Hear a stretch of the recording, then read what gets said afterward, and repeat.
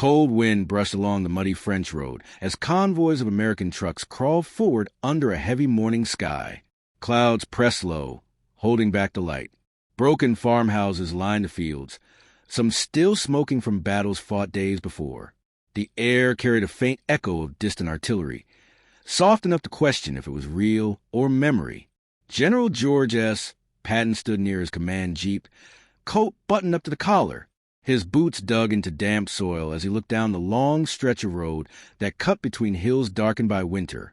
The Third Army moved behind him in a slow line, engines rattling, men tightening straps on helmets and rifles while waiting for orders. Patton lifted binoculars toward the horizon, scanning the path where the German retreat should have passed.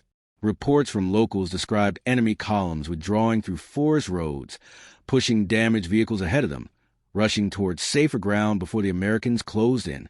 The plan was straightforward. Strike fast enough to block their escape. But the delays were piling up. A young lieutenant approached, boots sinking in the mud. "Sir, the artillery convoy is still miles behind. Engineers are clearing the block route, but progress is slow." Patton kept the binoculars raised. "Everything is slow today." "Yes, sir."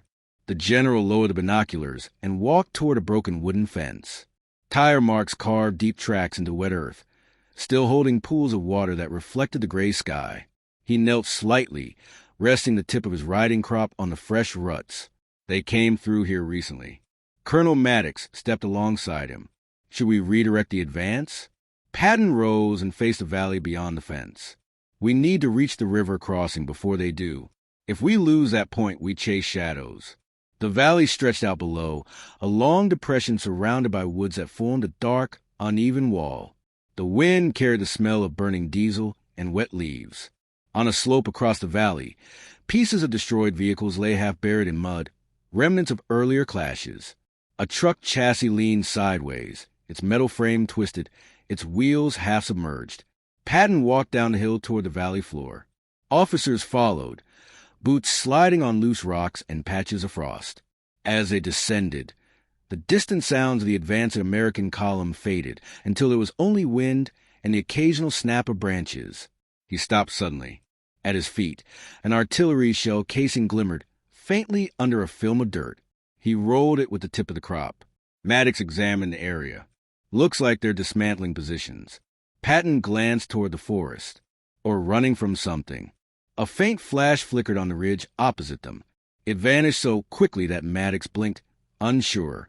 Then a second flash followed, longer, accompanied by a muted rumble overhead. Patton stepped into a clearing for a better view of the sky. The rumble deepened. Men around him looked up. Clouds split open as 4 P-47 Thunderbolts burst through in tight formation. Engines roaring so powerfully the ground seemed to tremble. Their wings glinted with streaks of light, their fuselages cutting through the mist that clung to the treetops. Patton's coat whipped in the sudden wind.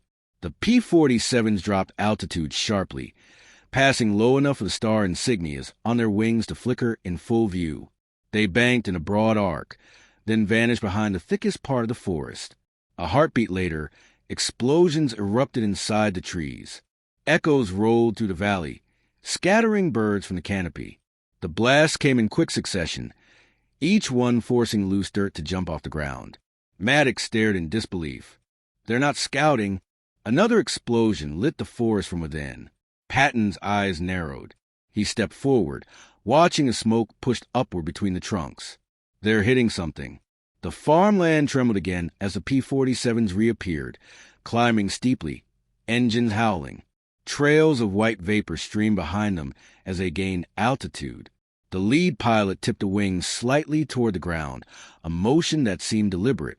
Patton raised binoculars again. Below the smoke, shapes became clearer. A long German motorized column stretched along a narrow forest road. Trucks loaded with supplies, armored cars, a few light tanks attempting to turn around. Men ran between vehicles, some pointing toward the sky, others trying to push engines alive. The Thunderbolts dived again. The first pass ripped through the line. Rockets streaked toward fuel trucks. Machine gun bursts carved glowing paths along metal frames.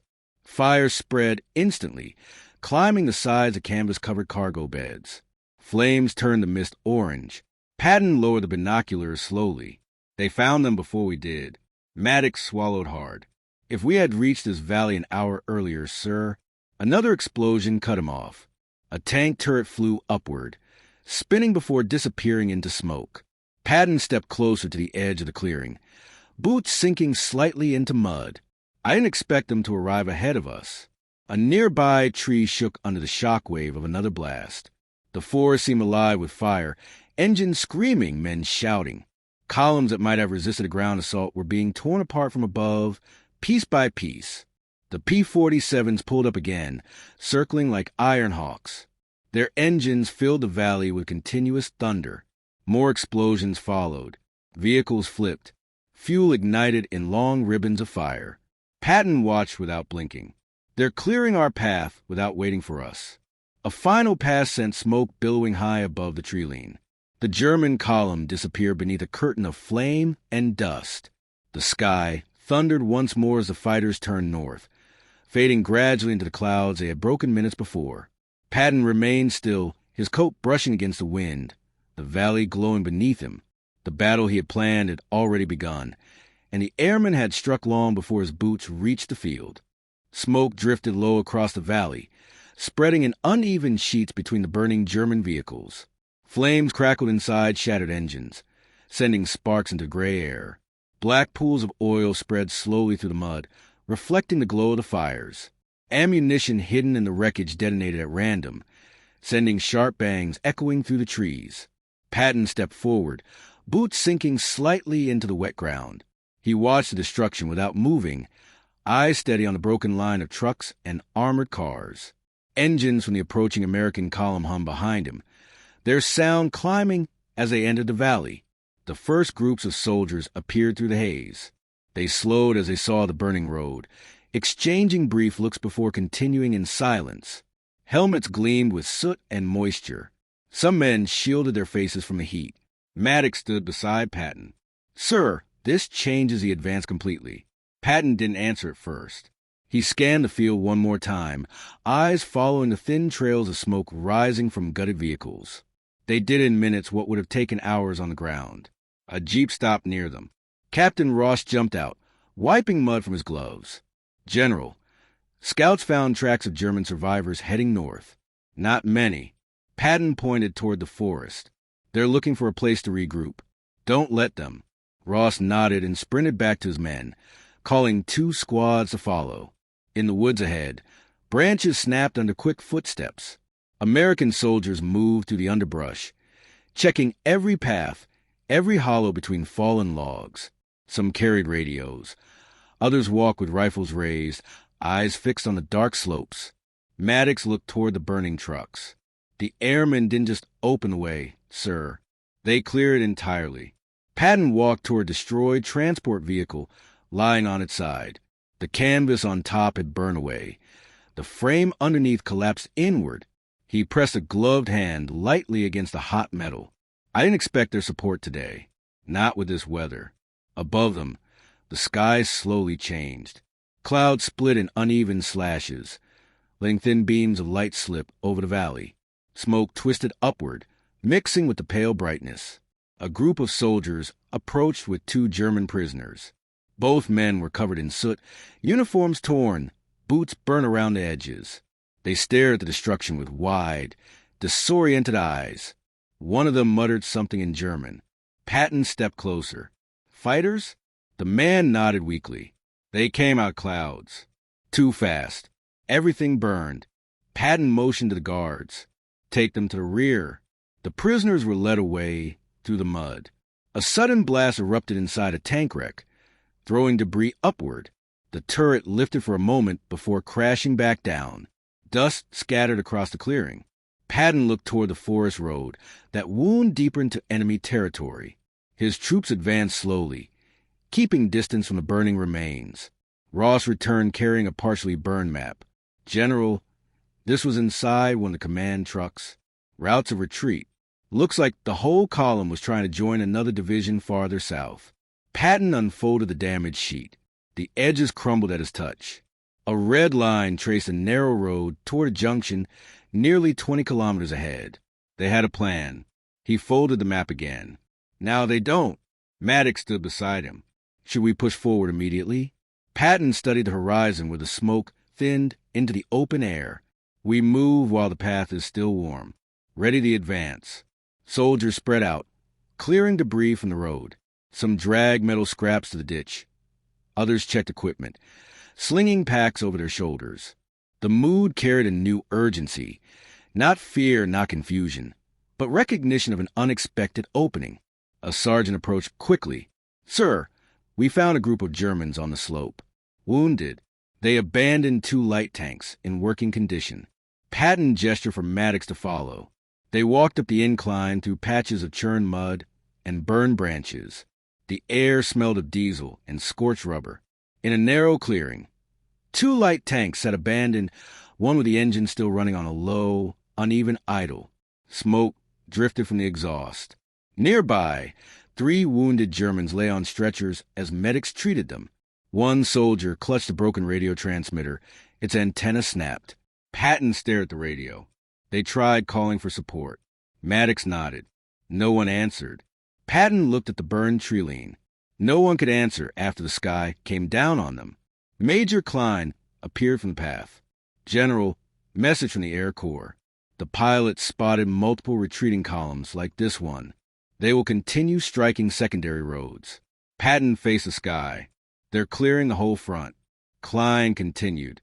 "They request updated positions from all our units to avoid friendly fire. Send everything. Every platoon, every tank." Officers hurried away to relay coordinates. Soldiers moved the wounded to safer ground. The abandoned tank's engine sputtered once, then died. Patton remained alone for a brief moment. The forest was quiet. Only the faint hiss of burning fuel broke the silence. No engines, no aircraft, no explosions. Just the valley breathing out after the storm. Then a distant rumble rolled across the sky, soft but unmistakable. Soldiers turned their faces upward instinctively. Patton didn't move. Maddox approached again. "Sir, the units are ready. The line is formed for advance." Patton walked back toward the road. The long chain of American vehicles stretched toward the horizon, engines idling, crews waiting for the signal. Smoke from the valley curled around them as the last fires dimmed. He climbed into his jeep. "Maddox." "Sir, we're not chasing them today. We're catching them." He tapped the dashboard. "Before the sky does it all again." The jeep surged forward. Trucks and tanks followed, gathering speed as they left the ruined valley behind. Mud sprayed outward, engines roared, and the American column moved toward the junction the Germans had hoped to reach. High above, a dark speck crossed slowly through the thinning clouds, watching the land below as if preparing for whatever waited beyond the next line of trees. Snow drifts across the open fields as Patton's staff cars advance toward the ridge. The engines hum under the cold air. Officers inside the jeeps lean forward, watching the horizon. The faint echoes of distant explosions pulse through the wind. Patton steps out of his command car and moves toward a reconnaissance officer waiting beside a map table. The officer keeps his gloves tied around a clipboard.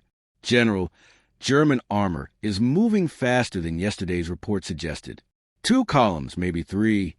Patton studies the markers on the map. His jaw tightens a little as he drags a finger along the narrow road leading toward the valley. "They're trying to break north," he says. "They think we're late." A pilot approaches from the field tent behind them. He adjusts his flight cap, stopping just short of Patton.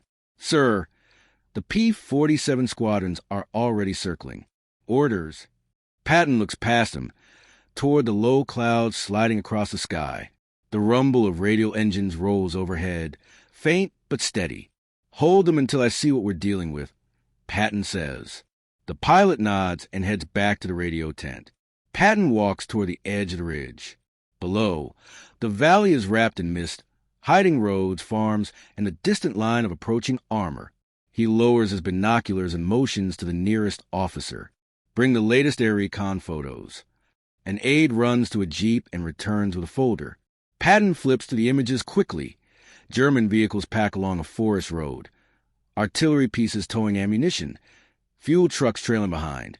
Infantry marching close to the tree line. He stops at one picture. A long line of half-track stretches across the frame. They're exposed, Patton says. A staff colonel steps closer. Fog could delay the thunderbolts if it thickens, sir. Patton keeps his eyes on the photograph, or it could hide them perfectly. He hands the folder back. A distant rumble shakes the air. Engines. Heavy ones. The kind that come with steel treads grinding against frozen soil. Patton walks a few steps forward. The sound grows clearer. German armor. A lieutenant joins him. Our forward units are still 6 miles out. They won't reach the valley in time. Patton doesn't answer immediately. The valley shimmers under a pale sun, the fog shifting in thin sheets that reveal dark shapes moving between the trees. He raises his binoculars. The outlines sharpen. Tanks, half-tracks, trucks loaded with troops. A full column. Patton lowers the binoculars slowly and turns to the communications tent. Get the P-47 commander on channel red. Now. Inside the tent, static crackles through the radio. The operator adjusts the dial until a firm voice comes through. Thunderbolt lead standing by. Patton takes a receiver. This is General Patton. I want your squadrons at the edge of that valley in 2 minutes. Do not engage until I say so. Copy that, General. He steps outside again. Officers line up behind him, watching the shifting fog. A captain adjusts his scarf. They're bunching up on the main road, the captain says. Patton nods. They think the worst is behind them. The ground trembles lightly. More engines. More weight. More armor. Another German column breaks through the tree line, joining the first. Patton watches the movement closely. He turns to his artillery officer. Do not fire yet. If we hit them too early, they scatter. The officer nods and steps back. A sharp gust sweeps the ridge. The clouds above ripple, revealing a brief gap of blue sky. High above, faint silver-shaped circle in a tight formation. Thunderbolts. Patton's eyes lift. They're here. The officers around him follow his gaze. The P-47s glide to the cold air in wide arcs, waiting.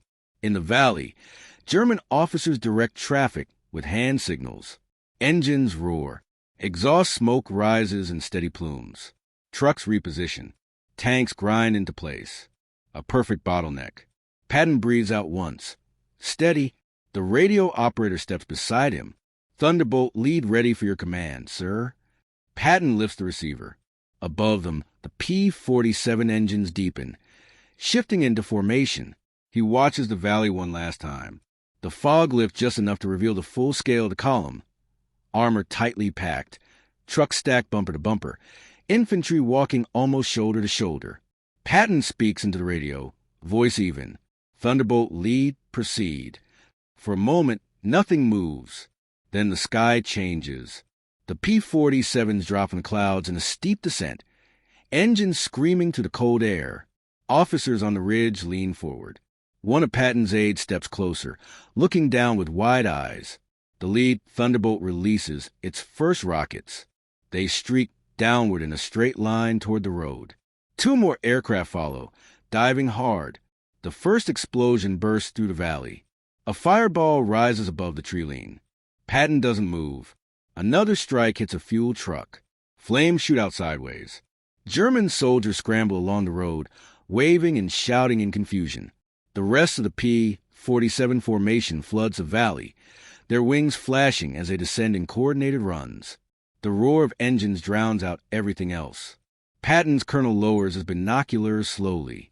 Sir, that's the entire first column. Patton keeps watching. They'll cut through all of it. More explosions rise. Vehicles twist under shock waves. Fire spreads across the roadside. Tanks try to turn, but the traffic jams lock everything in place. Patton steps forward one more pace, as if the distance between him and the valley just shrank.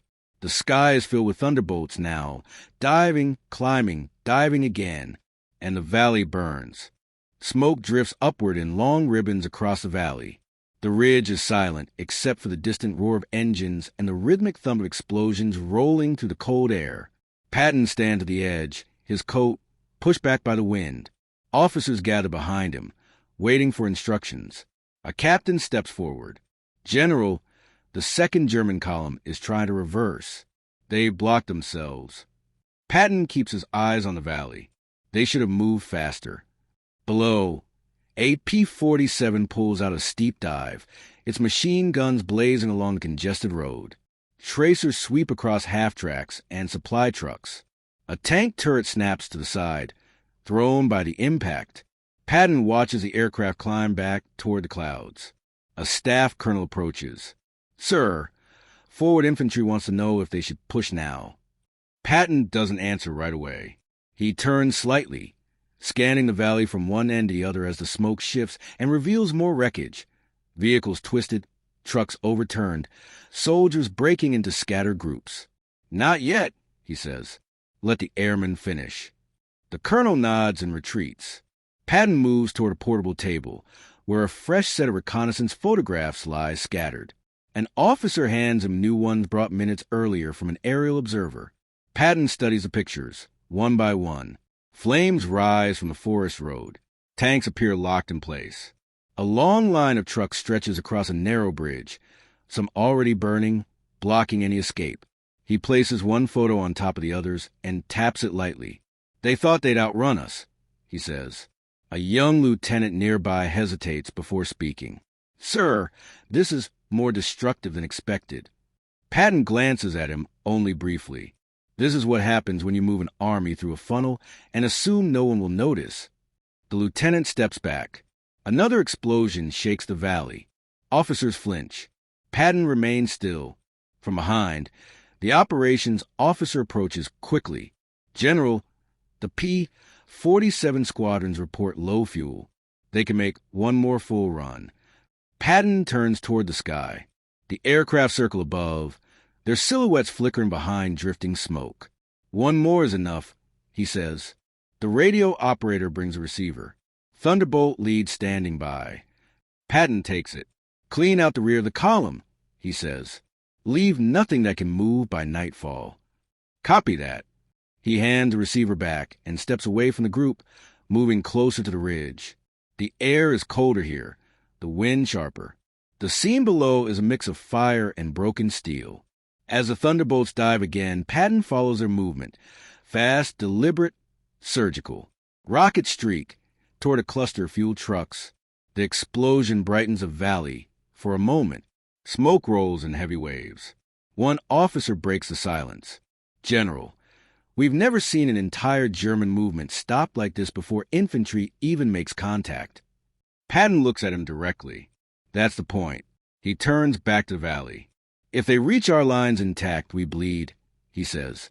"If they're stopped here, we advance." The officer nods and steps aside. Another aide rushes up with a field report. "Sir, the captured prisoners from the river crossing say this was meant to reinforce their push toward the north. If these columns fall, the advance collapses." Patton folds his arms behind his back. "Then today matters more than they thought." The aide waits for further instruction, but Patton doesn't speak again. The explosions continue until a final thunderbolt climbs toward the clouds, banking hard before heading west. The radio crackles. Thunderbolt lead returning to base. All runs complete. The valley quiets slowly. Smoke drifts without interruption. Flames burn through the wreckage. Patton lowers his head a fraction, thinking. A colonel approaches cautiously. "Sir, our ground units are 2 miles out. They're reporting minimal resistance on the approach." Patton nods once. "Bring the armor forward. Secure the valley. Check for survivors." "Yes, sir." The colonel signals to a group of jeep drivers. Engines roar to life as they speed down the slope. Patton remains at the ridge as the first American tanks appear in the distance, their tracks carved through frost, heading straight toward the valley entrance. A major walks to Patton's side. "Sir, permission to ask something." Patton keeps his eyes forward. "Ask." "Did you expect this?" The major asks quietly. "The scale of it?" Patton doesn't answer immediately. He watches as the American armor moves closer to the smoking road. Troops dismount and spread out, weapons raised, scanning for movement. Then Patton speaks. "I expected a fight," he says. "Not this." The major nods, unsure how to interpret his tone. Patton steps forward again, boots sinking slightly into the frozen ground. He examines the valley closely, taking in every burning vehicle, every collapsed truck, every shattered formation. "This changes things," he says. "How, sir?" the major asks. Patton turns slightly, enough for the major to see his expression. "They didn't lose a skirmish," he says. "They lost an entire day." He pauses. "And a day is everything in winter." The major doesn't reply. He looks back at the valley, understanding the weight of Patton's words. Patton walks toward the command car. Officers follow, waiting for new directives. Before entering, he stops and looks once more at the valley. "Tell the men to move fast," he says. "We don't give them time to recover." The major acknowledges the order and runs to pass it along. Patton stands still for a final moment, listening to the diminishing echoes of war. Snow begins to fall again, drifting quietly across the burned landscape. A single P-47, left behind by the formation, passes overhead on its return route. Its engine hums softly through the cold air. Patton watches it disappear beyond the ridge. American tanks descend into the valley, their engines echoing between the smoking hills. Infantry spreads out behind them, rifles raised, boots crunching over frozen soil. The morning fog lifts in thin sheets, revealing the full extent of destruction left by the P-47s. Patton steps out of his command car and walks toward the road. Officers follow but keep a respectful distance. The scene ahead is a long corridor of burned steel and scattered gear. Fuel still drips from ruptured tanks, igniting small bursts of fire as it touches the hot ground.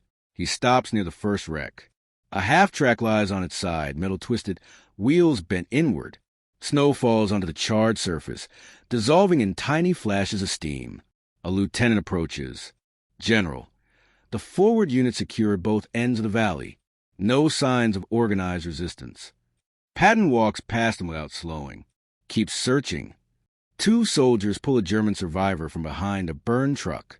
The man collapses on the ground, coughing. Another soldier calls for a medic. Patton glances briefly at the scene, then continues walking. The valley stretches ahead, like a corridor of dark smoke. Another officer joins him. "Sir, combat engineers say the blast pattern suggests multiple direct hits on fuel convoys. That's why the fire spread so fast." Patton nods but doesn't stop. The P-47 attack has left everything in a line of broken shapes. Tanks with hatches blown open, trucks slumped against one another, motorcycles melted down to unrecognizable frames. Troops gather near a cluster of vehicles still burning. When they see Patton approaching, they straighten their posture. He walks through them without ceremony. A captain points to the far side of the valley. "General, the rear column was hit hardest. They barely moved 50 meters before the thunderbolts reached them." Patton raises his binoculars. Flames ripple across the distant wrecks. Smoke pushes upward in thick clouds that drift toward the tree line. "Looks like they never saw it coming," the captain says. Patton lowers the binoculars. They didn't. He turns toward the sound of approaching vehicles. A convoy of American trucks enters the valley, carrying more infantry and supplies. Soldiers inside stare out the windows of the devastation, whispering among themselves. A sergeant walking nearby mutters to another soldier, unaware that Patton is close enough to hear. "Never seen anything like this. One air group did all this." The other soldier nods slowly. P-47s hit harder than artillery if you give them a clear target. Patton steps around them. Without acknowledging the comment, he keeps moving deeper into the valley. As he reaches the center, the ground shifts under his boots, soft ash mixed with frozen mud. A destroyed tank blocks the road entirely. The turret has flipped upside down several meters away. A colonel approaches. "General, the men are asking if this changes the plan for tomorrow's advance." Patton studies the tank before answering. "It accelerates it." The colonel nods and leaves to relay the message. A faint wind moves through the valley, pushing smoke aside just long enough to reveal bodies scattered near the wrecks. Medics move among them, checking for survivors. Patton walks to a small rise overlooking the densest cluster of destroyed vehicles. From there, the entire valley appears in one sweeping view. Wreckage stretching for hundreds of meters, smoke rising in unbroken pillars, American troops moving through the debris like shadows. He stands still, absorbing the scene. Voices rise behind him. A group of infantrymen argue quietly near a burned truck. "This is what saved us," one says. "If these guys had reached our line, we'd be in pieces," another replies. Patton turns slightly but remains silent. A jeep skids to a stop beside him. The operations officer jumps out, holding a stack of field reports. "Sir, radio intercept confirms the Germans have halted movement west of here. They think this valley was mined. They have no idea air power did it." Patton looks at the officer. "Good. Let them guess." He starts walking again, heading toward the far end of the valley. American soldiers stop talking when he passes. Some look at him with awe, others simply with quiet relief. Word spreads quickly among the men. Patton witnessed the entire strike from the ridge. The airmen answered directly to him. The destruction was unlike anything they had seen. One sergeant calls out to another, pointing to an overturned truck. "Look at this." They were packed tight. No wonder the thunderbolts tore through them. As Patton approaches, the sergeant straightens immediately.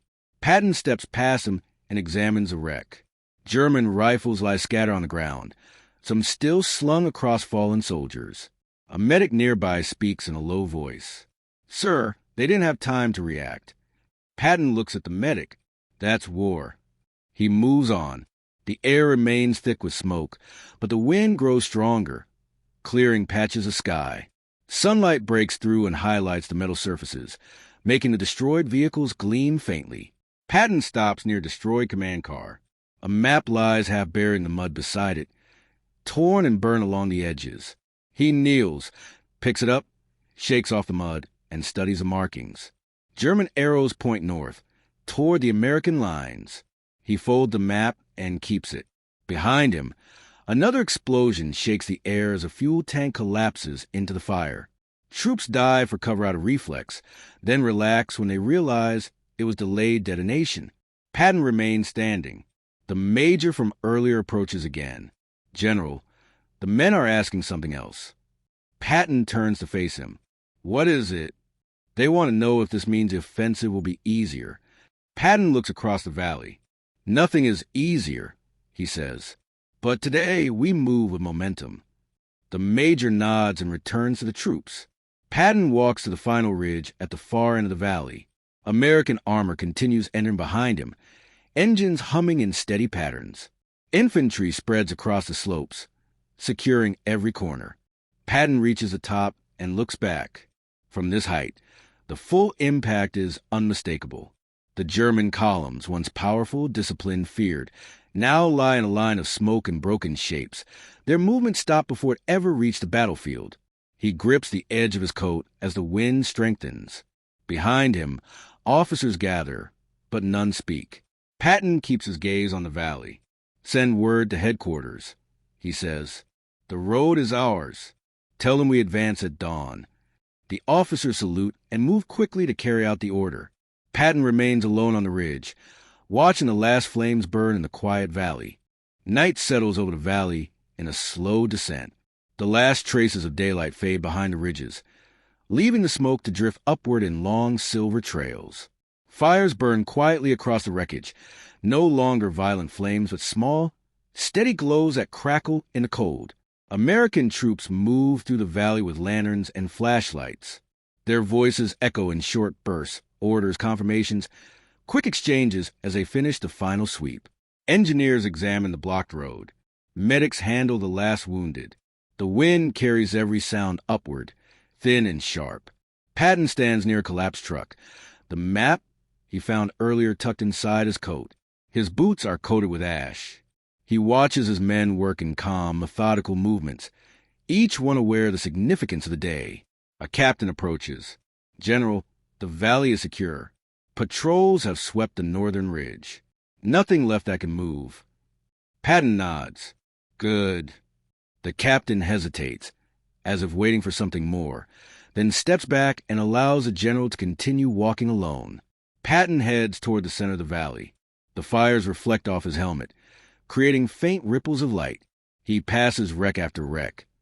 Tanks frozen in awkward angles, bodies covered with tarps, equipment shattered beyond recognition.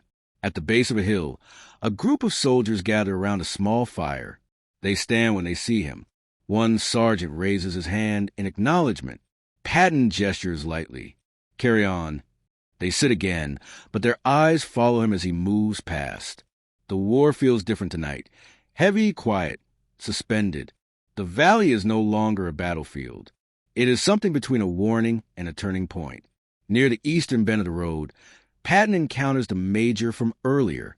The major is reviewing a clipboard with casualty figures and ammunition counts. He glances up. Sir, Patton looks down the length of the valley. Lanterns glow in scattered points among the wrecks, like floating stars trapped close to the ground. How many prisoners? Patton asks. 32 so far. Mostly drivers, engineers, radio operators. All disoriented. Patton nods. The major looks at the valley with a heavy breath. Sir, the men won't forget this day. Patton doesn't respond. His gaze shifts to the far ridge where the first Thunderbolt run had broken the German formation hours earlier. The major closes the clipboard. Permission to speak freely, General? Patton glances at him. Go ahead. Some of the men said this felt like the war changed direction today. Patton looks back at the smoking road. Snow begins falling again, soft flakes catching the light from burning fuel. It didn't change direction, Patton says. It revealed the direction it was already going. The major absorbs the words, unsure how to respond. Patton continues walking. He stops near a destroyed German command vehicle. The cabin is tilted, one door ripped off completely. Papers are scattered across the mud, orders, timetables, supply lists. He picks up a torn fragment. It shows a schedule for advancing 2 battalions by dawn of the next day. He lets the paper fall. A voice calls from behind. It's the operations officer. General, headquarters wants an update. They ask if the road is usable. Patton steps back onto the main path. Tell them it will be, he says. By morning, engineers are already working along the southern stretch, pulling wrecks to the side, marking hazards, preparing explosives to clear the block sections. Their hammers ring through the valley in metallic rhythms. Patton walks to a large overturned tank. Its treads are broken, its side plates twisted. A young private stands nearby, staring at the wreck with a troubled look. Patton steps beside him. What's your unit? He asks. 3rd Armored, sir. Patton studies the tank. You'll be rolling forward before sunrise, he says. The private straightens. Yes, sir. Patton nods and moves on. He reaches the northern ridge where the Thunderbolts had made their final pass. The ground here is dark with soot. The air carries the faint smell of burned fuel. Climbing the slope, he reaches the top and looks out over the valley once more. From the ridge, the destruction forms a single line, unbroken, unmistakable, carved by air power with precision and force. American lanterns flicker between the wrecks, scattered like small constellations. Patton stands silently, letting the cold wind press against his coat. Behind him, footsteps approach. The colonel who coordinated the armored advance stands a few paces back. Sir, he says, the men want to know what you want them to remember about this day. Patton remains facing the valley. That they move fast, he says. The colonel nods, but Patton continues speaking. And that the enemy moved slow. The colonel waits for more, but Patton's attention stays on the line of destruction stretching through the valley. He finally turns. War isn't won by chance, he says. It's won by seizing the day the enemy hesitates. The colonel salutes and returns downhill. Patton remains alone on the ridge as the snow thickens. The flakes drift in swirling patterns, glowing faintly as they pass through the lantern light below. A distant engine hums overhead. Patton looks up. A single P-47 flies across the night sky, heading back toward its base. Its silhouette glides between clouds like a final signature on the day's events. Patton follows it with his eyes until it disappears. He turns back toward the valley, now secured, cleared, transformed. Tomorrow, the road will carry American armor forward. Tonight, it carries only silence and the weight of everything that happened. Patton steps down from the ridge and walks back into the valley, his figure disappearing into the drifting snow as the fires burn softly behind him.